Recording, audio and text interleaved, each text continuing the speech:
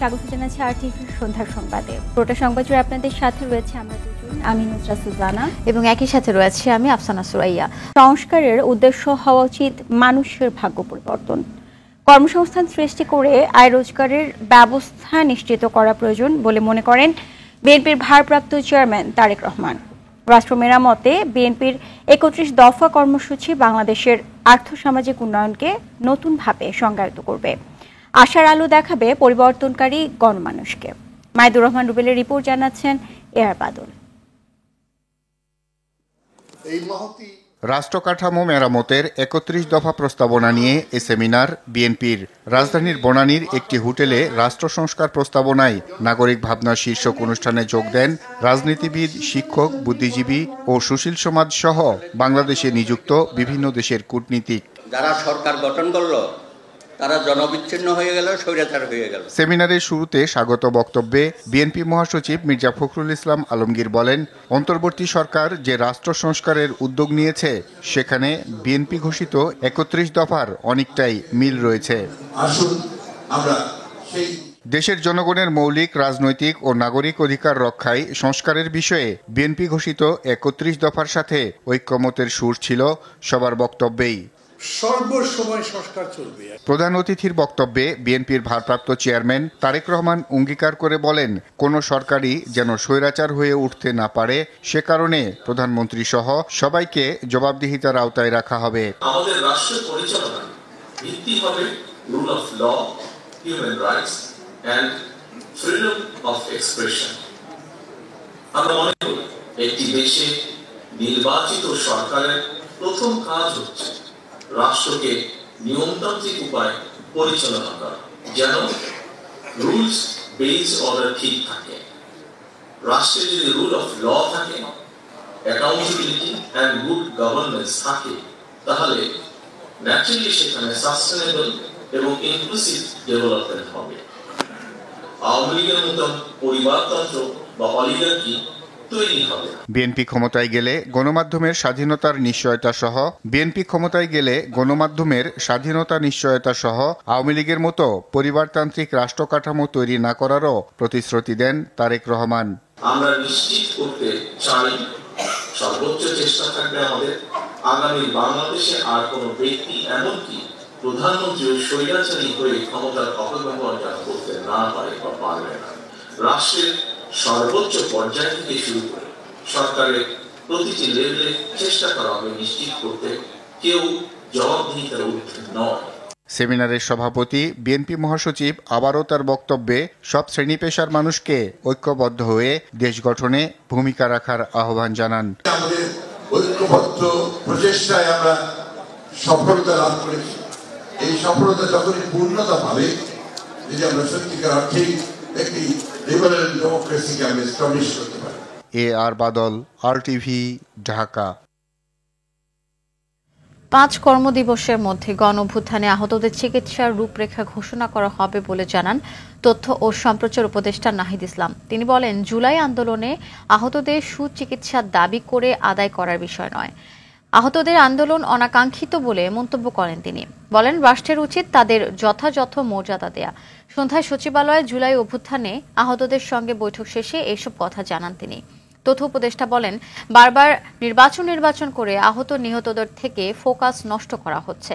প্রধান উপদেষ্টার বিশেষ সহকারী ডাক্তার সাইদুর রহমান জানান, আহতরা চিকিৎসা কার্ডে বিনামূল্যে হাসপাতালে চিকিৎসা পাবেন। এর আগে বুধবার আহতরা যথাযথ চিকিৎসা পাচ্ছেন না বলে আন্দোলনে নামেন। এখনো আহতরা বেডে পড়ে আছে, এখনো শহীদ পরিবাররা হচ্ছে তাদের আজকে পর্যন্ত শহীদ হচ্ছে। তো এরকম সময় যখন আমাদের পুরো জাতীয় পরিসরে আলাপ আলোচনা থাকা উচিত ছিল, সেই জায়গায় দেখা যাচ্ছে যে শুধু সরকারের উপর সবাই দায় চাপিয়ে বাকিরা নির্বাচন অমুক তমুক অনেক কিছু বলার চেষ্টা করছে। ৫ কর্মদিবসের মধ্যে একটি রূপরেখা দেওয়া হবে এবং এই ডিসেম্বরের মধ্যেই আমরা সবকিছু বাস্তবায়ন করতে চাই যেগুলো স্বল্প মেয়াদী আছে, এবং দীর্ঘমেয়াদীগুলো উদ্যোগ শুরু হবে। দ্রুত এগুলোকে যেন ইভালুয়েট করে আমাদেরকে সুপারিশ দেন যে কার কোন দেশের কোন সেন্টারে যাওয়া প্রয়োজন এবং সেটা কিভাবে যাওয়া প্রয়োজন। আমরা এটা দ্রুত করার চেষ্টা করব, যেটা স্থবিরতা কাটিয়ে উঠবো। অন্তর্বর্তীকালীন সরকার ছাত্র জনতার আন্দোলনে আহতদের যথাযথ চিকিৎসায় ব্যর্থতার দায় এড়াতে পারে না, এমন মন্তব্য করেছেন সিনিয়র সাংবাদিক ও রাজনীতি বিশ্লেষক সোহরাব হোসেন। সকালে ঢাকা রিপোর্টার্স ইউনিটিতে সুশাসনের জন্য নাগরিক সুজন আয়োজিত রাষ্ট্র সংস্কার ও নির্বাচন বিষয়ক এক সেমিনারে তিনি কথা বলেন। কোনো রাজনৈতিক দলকে নির্বাচনে ফেরানো কমিশনের দায়িত্ব নয় উল্লেখ করে তিনি বলেন, রাজনৈতিক দলগুলো এখনও সচেতন হয়নি, তা না হলে ৫ আগস্টের পরও এত দখলদার দেখা যেত না। এ সময় রাষ্ট্র ব্যবস্থার গুরুত্বপূর্ণ সংস্কারের পর একটি অংশগ্রহণমূলক ও সুষ্ঠু নির্বাচন আয়োজনের মাধ্যমে নির্বাচিত সরকারের হাতে ক্ষমতা হস্তান্তরের গুরুত্ব তুলে ধরেন বক্তারা। সরকারই চাচ্ছে যে সংস্কারের কিছু একটা রোডম্যাপ দিয়ে দিতে হবে ওদেরকে, এবং দিয়ে দিলেই হবে না, এদের কাছ থেকে একটা মুসলিকা নিতে হবে যে আমরা যারাই ইলেকশনে আসবো, আমরা এই যে যত পার্টি হোক সিনিয়রিটি যারা হবে তারা এটা মানতে বাধ্য থাকবে। তারা যে উন্নত চিকিৎসা পায়নি, ওষুধ পাচ্ছে না, তারা যে কাতরাচ্ছে হাসপাতালে, এর দায় তো লুটেরাদের দিলে হবে না। লুটেরাদের দায় অবশ্যই চিহ্নিত করতে হবে, অবশ্যই তাদের বিচারের সম্মুখীন করতে হবে। কিন্তু এই সরকারের যে দায়িত্ব, ন্যূনতম দায়িত্ব, এখনো পর্যন্ত কিন্তু নিহতদের পূর্ণাঙ্গ তালিকা হয়নি। অন্তর্বর্তী সরকারের মেয়াদ যত কম হয় ততই ভালো বলে জানিয়েছেন প্রধান উপদেষ্টা ডক্টর মোহাম্মদ ইউনূস। সেই সঙ্গে রাষ্ট্রের গুরুত্বপূর্ণ সংস্কারের কাজে সবাইকে এক হওয়ার আহ্বান জানান তিনি। এমনকি দেশের নির্বাচন সংস্কারের গতির উপর নির্ভর করছে এমনটাই মত তার। COP29 সম্মেলনের ফাঁকে বার্তা সংস্থা AFP-কে দেয়া এক সাক্ষাৎকারে একথা বলেন প্রধান উপদেষ্টা। বিস্তারিত রাকিব হাসানের রিপোর্টে। আজারবাইজানের রাজধানী বাকুতে চলছে COP29-এর ওয়ার্ল্ড লিডার্স ক্লাইমেট অ্যাকশন সম্মেলন। সম্মেলনের ফাঁকে বার্তা সংস্থা AFP-কে দেওয়া সাক্ষাৎকারে দেশের নির্বাচন ও পরিকল্পনা নিয়ে কথা বললেন প্রধান উপদেষ্টা অধ্যাপক ডক্টর মোহাম্মদ ইউনূস। নির্বাচন অনুষ্ঠান প্রসঙ্গে AFP-র এক প্রশ্নে প্রধান উপদেষ্টা জানান, তার সরকারের মেয়াদ যতটা সম্ভব কম হওয়া উচিত, এ লক্ষ্যে তারা কাজ করছেন। এটি একটি প্রতিশ্রুতি যা আমরা করেছি। আমরা প্রস্তুত হওয়ার সঙ্গে সঙ্গেই নির্বাচন হবে এবং নির্বাচিতরা দায়িত্ব পেয়ে দেশ পরিচালনা করতে পারবে। অন্তর্বর্তী সরকার তাই মেয়াদ যতটা সম্ভব কম হওয়া উচিত।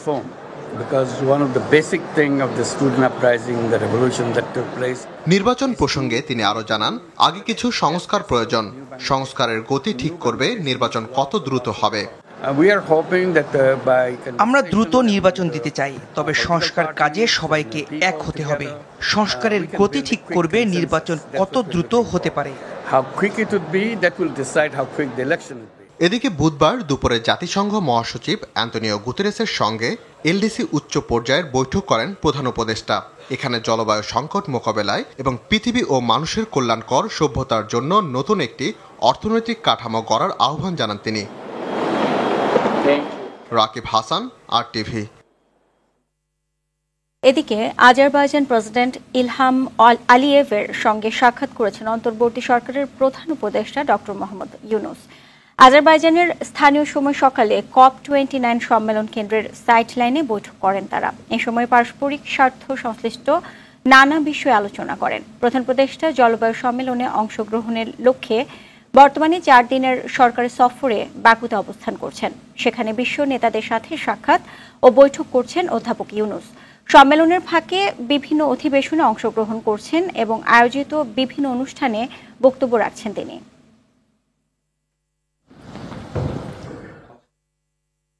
অন্তর্বর্তী সরকারের সাফল্যের উপর দেশ, মানুষের ভাগ্য ও গণতন্ত্রের ভবিষ্যৎ নির্ভর করছে বলে মনে করেন বিএনপি মহাসচিব মির্জা ফখরুল ইসলাম আলমগীর।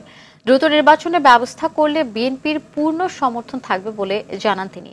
তবে সংস্কারের আগে নির্বাচন হলে জনগণের প্রত্যাশা পূরণ নাও হতে পারে বলে মত জামায়াতের আমির ডক্টর শফিকুর রহমানের। RTV-কে দেয়া সাক্ষাৎকারে এসব কথা বলেন তারা। মাইদুর রহমান রুবেলের রিপোর্ট।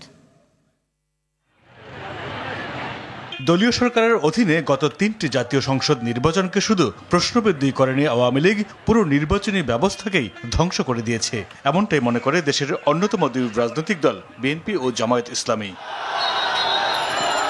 ছাত্র জনতার বিপ্লবে ফেসিবাদ পতনের পর অন্তর্বর্তী সরকারের যাত্রায় সবার অংশগ্রহণে সুষ্ঠু নির্বাচনের স্বপ্ন দেখছে দলগুলো। বিএনপির দ্রুত নির্বাচন চাইলেও জামাত চাইছিল সংস্কার, যার প্রেক্ষিতে 2 দফা সংলাপ হয়েছে প্রধান উপদেষ্টার সাথে। নির্বাচন নিয়ে সরকার সময়ক্ষেপণ করছে বলে মনে করে বিএনপি। দ্রুত নির্বাচন না দিলে গণতন্ত্র হুমকির মুখে পড়তে পারে বলে শঙ্কা দলটির মহাসচিব মির্জা ফখরুল ইসলাম আলমগীরের। ইন্টারিম গভর্নমেন্ট তার নির্বাচন করবে, সংস্কারগুলো করবে, যত দ্রুত করবে আমাদের পূর্ণ সমর্থন আছে। ইন্টারিম গভর্নমেন্টকে উপরে নির্ভর করছে বাংলাদেশের এই বিপ্লবের আপনার সাফল্য। এর সাফল্যের উপর নির্ভর করছে বাংলাদেশের ভবিষ্যৎ। এর সাফল্যের উপর নির্ভর করছে বাংলাদেশের গণতন্ত্রের ভবিষ্যৎ। জামায়াতের আমির মনে করেন সংস্কারের আগে নির্বাচন হলে জনগণের প্রত্যাশা পূরণ নাও হতে পারে, তবে দ্রুত প্রয়োজনীয় সংস্কার চান তিনি। এই যৌক্তিক সময়টা এমন হওয়া উচিত নয় যে এটাকে টেনে অনেক লম্বা করে মানুষের মধ্যে আবার একটা সন্দেহ, সংশয়, হতাশা সৃষ্টি করা। এটা ঠিক হবে। সংস্কার হয় তাহলে একটা ভালো নির্বাচন হবে, মানুষ তার পছন্দের দল এবং প্রার্থীকে বাছাই করে নিতে পারবে। এই জন্য আগে না পরে এটা বিষয় না, বিষয়টা হচ্ছে সংস্কার হতে হবে। অবশ্যই ইলেকশনের শিডিউল ঘোষণার আগে এই সংস্কার সারতে হবে যেগুলো আছে, কারণ শিডিউল ঘোষণা হয়ে গেলে এই সংস্কার কাজ আর আগাবে না, এটা থেমে যাবে। তখন নির্বাচনী প্রক্রিয়াটাই হবে মুখ্য বিষয়। সংস্কার এবং নির্বাচনী প্রক্রিয়া একসাথেই আগাবে, আমরা সেটা দেখতেও পাচ্ছি। দ্রুত অংশগ্রহণমূলক নির্বাচনের মাধ্যমে দেশের গণতন্ত্র সুসংহত হবে বলে মনে করেন বিএনপি ও জামায়াত। সংস্কার হলো, নির্বাচন হলো না, তাহলে কি হলো? আবার নির্বাচন হলো কিন্তু সংস্কার হলো না, ক্ষেত্র তৈরি হলো না, মাঠ তৈরি হলো না, এর মাঝে নির্বাচন এসে গেল, তাহলে সেই নির্বাচনে জাতির প্রত্যাশা পূরণ করতে পারবে না। নির্বাচনের নামে অতীতের 3টা নির্বাচনের মতো হয়তো বা আরেকটা খারাপ নজির স্থাপন হবে। জাতি বারবার পথ হারাতে চায় না। মাইদুর রহমান রুবেল, আরটিভি, ঢাকা। শেখ হাসিনা ভারতীয় গণমাধ্যমে যেভাবে বক্তব্য বিবৃতি দিচ্ছে তা ভালো চোখে দেখছে না সরকার। এ নিয়ে একাধিকবার ঢাকার অসন্তোষের কথা দিল্লিকে জানানো হয়েছে। সাপ্তাহিক ব্রিফিংয়ে এসব কথা জানান পররাষ্ট্র মন্ত্রণালয়ের মুখপাত্র তৌফিক হাসান। এদিকে স্বরাষ্ট্র উপদেষ্টা অভিযোগ করেন ভারতীয় গণমাধ্যম বারবার বাংলাদেশের ইস্যু নিয়ে মিথ্যাচার করছে। আরও জানাচ্ছেন শাকিলা করিম। 5 আগস্ট সরকার পতনের পর থেকে ভারতে অবস্থান করছেন ক্ষমতাচ্যুত প্রধানমন্ত্রী শেখ হাসিনা। নানা সময় দেশটির গণমাধ্যমে তার বক্তৃতা বিবৃতি অস্বস্তিতে ফেলছে অন্তর্বর্তী সরকারকে। এসব নিয়ে একাধিকবার দিল্লিকে জানালেও সদুত্তর পায়নি ঢাকা। সাপ্তাহিক ব্রিফিংয়ে পররাষ্ট্র মন্ত্রণালয়ের মুখপাত্র বলেন, শেখ হাসিনা যেন আর উস্কানিমূলক বিবৃতি দিতে না পারেন সে অনুরোধ করা হয়েছে।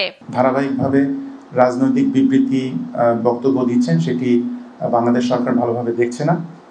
এই ব্যাপারে সরকারের তীব্র অসন্তুষ্টি প্রকাশের পাশাপাশি সাবেক প্রধানমন্ত্রীকে এই ধরনের বক্তব্য বিবৃতি প্রদান থেকে বিরত রাখার জন্য কিন্তু ভারত সরকারকে আহ্বান জানানো হয়েছে। দুদেশের মধ্যকার যে ঐতিহাসিক সম্পর্ক, পারস্পরিক শ্রদ্ধাবোধ, এটির জন্য আসলে এই ধরনের বক্তব্য প্রদান থেকে তাকে বিরত রাখাটা খুবই জরুরি। সুইজারল্যান্ডে আইন উপদেষ্টা অধ্যাপক আসিফ নজরুলকে হেনস্থার ঘটনায় সুইস কর্তৃপক্ষ পদক্ষেপ নিয়েছে বলেও জানান মুখপাত্র। এটি একটি খুবই অনাকাঙ্ক্ষিত এবং অপ্রত্যাশিত ঘটনা, যেটার কারণে কিন্তু অলরেডি অ্যাকশন নেওয়া হয়েছে। আপনারা অলরেডি দেখেছেন যে এই ঘটনায় জড়িত যারা আমাদের মিশনের একজন অফিসার এবং স্টাফ মেম্বার, তাদের বিরুদ্ধে কিন্তু অলরেডি অ্যাকশন নেওয়া হয়েছে। পররাষ্ট্র মন্ত্রণালয় কিন্তু অলরেডি আপনারা জানেন সবগুলো মিশনে আমরা নির্দেশনা পাঠিয়েছি যে ইন ফিউচারে যেন এই ধরনের প্রোটোকল এবং সিকিউরিটির ক্ষেত্রে সর্বোচ্চ সতর্কতা অবলম্বন করা হয়।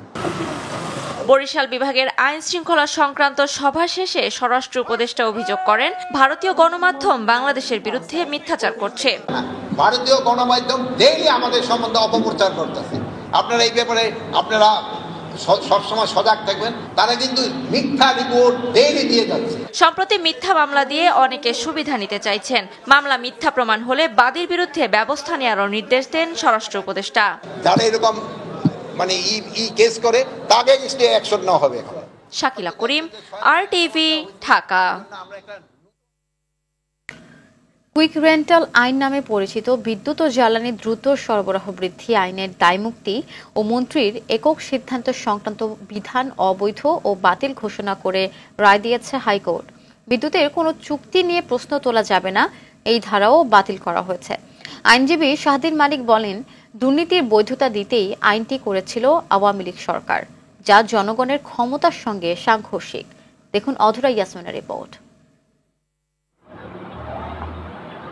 ঘরে ঘরে বিদ্যুৎ দেওয়ার কথা বলে 2010 সালে দ্রুত বিদ্যুৎ ও জ্বালানি আইন করে আওয়ামী লীগ সরকার।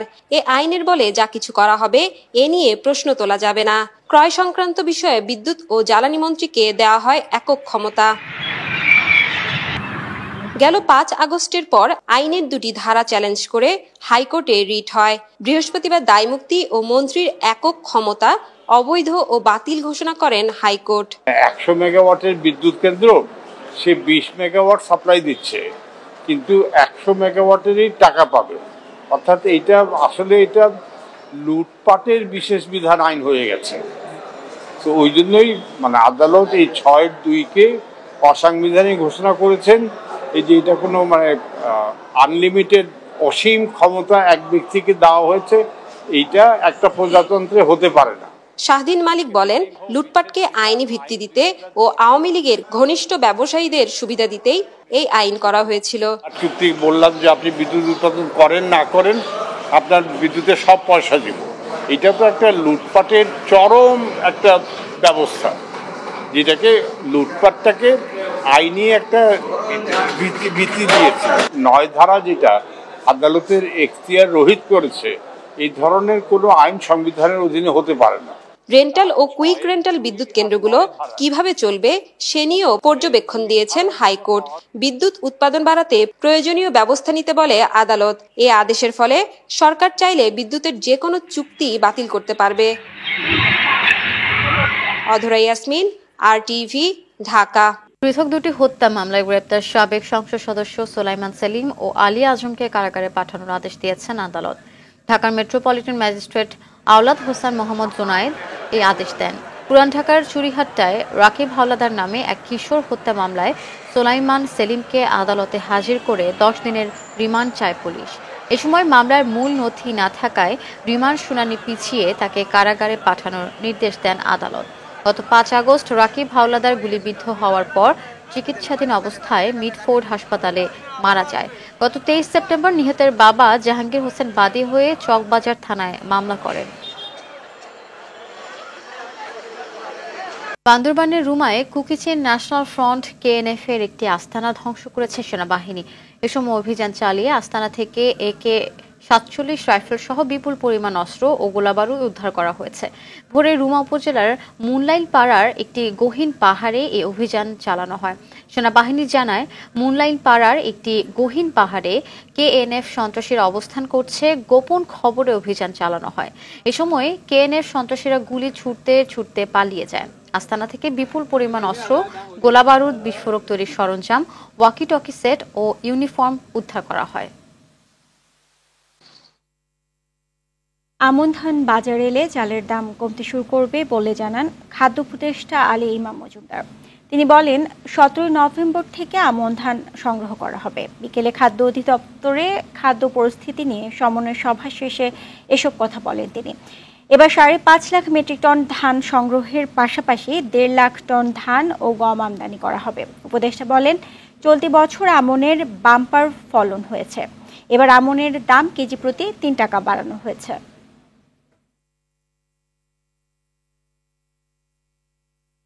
দিনাজপুরের হিলি স্থলবন্দর দিয়ে ভারতীয় চাল আমদানি শুরু হলেও প্রভাব নেই বাজারে। শুল্কমুক্ত আমদানি সুবিধা পেলেও দাম কমায়নি ব্যবসায়ীরা। ফলে চালের দাম নিয়ন্ত্রণে সরকারের উদ্যোগ থাকলেও তেমন একটা কাজে আসছে না। দিনাজপুরের হিলি থেকে আব্দুল আজিজের পাঠানো প্রতিবেদন জানাচ্ছেন রেজওয়ান শরীফ। প্রায় 1.5 বছর পর দিনাজপুরের হিলি স্থলবন্দর দিয়ে ভারতীয় চাল আমদানি শুরু হয়েছে। বাজারে চালের দাম হু হু করে বাড়তে থাকায় সরকার দাম নিয়ন্ত্রণে আমদানির সিদ্ধান্ত নেয়। গত 20 অক্টোবর আমদানি শুল্ক 25% কমালেও 31 অক্টোবর তা পুরোপুরি প্রত্যাহার করে নেয় বাণিজ্য মন্ত্রণালয়। সারা দেশের 102 জন ব্যবসায়ীকে 5,87,000 মেট্রিক টন চাল আমদানির অনুমোদন দিয়েছে মন্ত্রণালয়। এর মধ্যে 32 জন আমদানিকারক এ পর্যন্ত হিলি স্থলবন্দর দিয়ে 50,000 মেট্রিক টন চাল আমদানির সুযোগ পেয়েছে। শুল্কমুক্ত সুবিধা পাওয়ার পরও বাড়তি দামে চাল বিক্রি করছে মুনাফাখোর চক্র।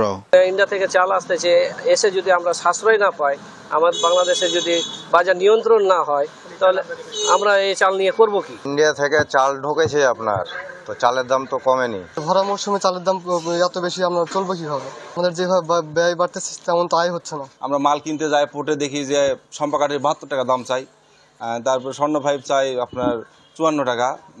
চিন্তা করতেছি যে না, দেশি চালেরই মোটামুটি দাম 2-1 টাকা কমে পাওয়া যাবে, এই কারণে আমরা চাল না কিনে ঘুরে আসলাম। তবে চাহিদা অনুসারে যোগান ঘাটতির অজুহাত আমদানিকারকদের। গুটি স্বর্ণা এই চালটি হয়েছে $410, আর সম্পা কাটারি এই চালটি আমদানি হয়েছে আপনার $470। বাংলাদেশের চালের ঘাটতি আশা করি পূরণ হয়ে যাবে। আমরা যারা ব্যবসায়ী আছে ভারত থেকে বিপুল পরিমাণ চাল আমদানি করে দেশের চাহিদা পূরণ করব এবং দামটা সহনীয় পর্যায়ে রাখার চেষ্টা করছি। চালের বাজারে শুল্ক ছাড়ের সুফল পেতে সরকারের নজরদারির দাবি ভোক্তাদের। রেজওয়ান শরীফ, RTV। এদিকে আমদানি শুল্ক প্রত্যাহার করে শূন্যের কোঠায় নিয়ে আসার পরও দেশে পেঁয়াজের বাজার স্থিতিশীল হচ্ছে না। সরবরাহে কোনো ঘাটতি নেই, তারপরও দাম কমছে না। একই সাথে চাল ও আলু সহ সকল নিত্যপণ্যের দাম ঊর্ধ্বমুখী। সব ধরনের চালের দাম কেজিতে বেড়েছে 2 থেকে 6 টাকা। পুরাতন আলু 70 টাকা হলেও নতুন আলু 120 টাকা করে বিক্রি হচ্ছে। এই নিয়ে ক্ষোভ প্রকাশ করেছেন ক্রেতারা। তারা বলছেন বাজারে কোনো জিনিসপত্র নিয়ন্ত্রণে নেই। শীতকালীন সবজি বাজারে সরবরাহ থাকলেও দাম কমছে না। সরকার বাজার নিয়ন্ত্রণ করতে পারছেন না বলেও অভিযোগ করেন তারা। মার্কিন আইনসভার উভয় কক্ষে সংখ্যাগরিষ্ঠতা পেল রিপাবলিকানরা। এতে ট্রাম্প নীতি বাস্তবায়ন আরও সহজ হবে। অশান্ত মধ্যপ্রাচ্য, রাশিয়া ইউক্রেন যুদ্ধ, ইরান চীনের সাথে সম্পর্কে কী প্রভাব পড়ে সেদিকে তাকিয়ে সারা বিশ্ব। নতুন মন্ত্রিসভায় ট্রাম্প যাদের নিয়োগ দিচ্ছেন, বৈশ্বিক ইস্যুতে তাদের পদক্ষেপই এসবের উত্তর দিবে। ফারুক হোসেনের রিপোর্টে থাকছে বিস্তারিত।